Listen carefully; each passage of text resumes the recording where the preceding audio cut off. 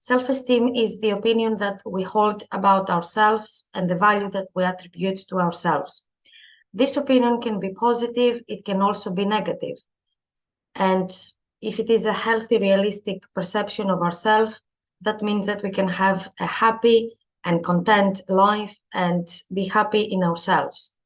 However, usually this is not the case, and people are very critical with themselves, and they have very negative opinion of themselves. So this is what low self-esteem means. Many factors can contribute to that. For example, losing a job, separating, breaking up, childhood and family interactions that might have been very negative, being abused or bullied at school, experiencing prejudice and discrimination, losing your job. Frequently, people later are under redundancy, problems with work or bullying at work, mental health problems, all sorts of relationship problems, including friendships, problems with money, or worries about self-image, appearance, and weight. These are some of the very common factors. It is very important to get to know yourself better and identify some skills and strengths that you have and you like. Everybody has something that they can do very good, so you need to identify this. You can make decisions and be assertive. Feel comfortable to say no to people and to situations. When you try new things and you succeed, you need to acknowledge this, because that will help with the self-esteem. Have very realistic expectations about yourself and realistic standards. Be kind and gentle to yourself is also very important, because this is the root of low self-esteem. Stop comparing yourself with others is another important element. Being able to accept compliments, acknowledge your successes, whatever small or big they are. Develop positive relationships. Do nice gifts and treats to yourself, and accept also gifts that you might get from other people. And finally, you can look after yourself, your diet, exercising, your appearance.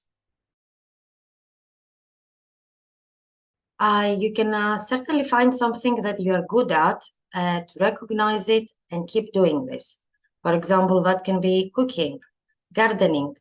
Definitely, there is something that you can do very, very well. You can build positive relationships and be around people that they have a positive mindset. They are not critical with themselves or others. Practice to be able to say the word no to people and situations, and think more positively.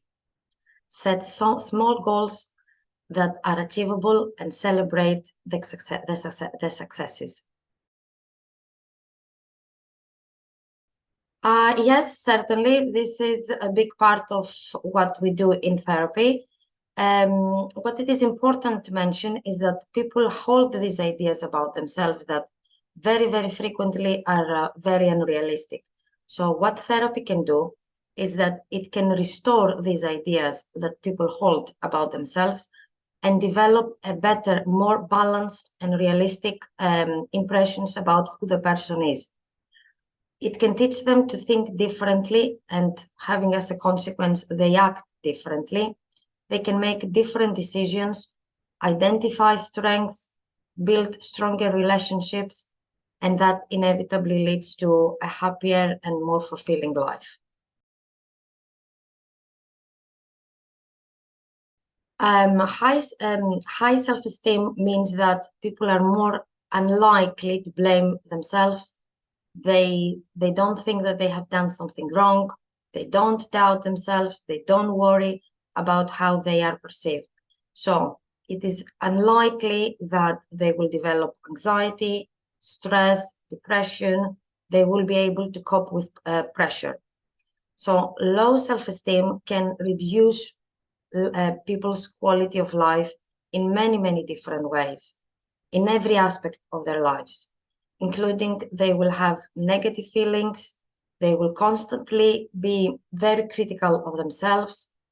That can lead quite easily to anxiety, depression, anger, shame, or guilt. So when we have a healthy self-esteem, we tend to feel very positive about ourselves, situations that happen around us, people around us. It makes us feel able to cope with the ups and downs of life much, much easier. When the self-esteem is low, where we tend to see ourselves in a negative and critical way. So it really has a huge impact in every area of our lives.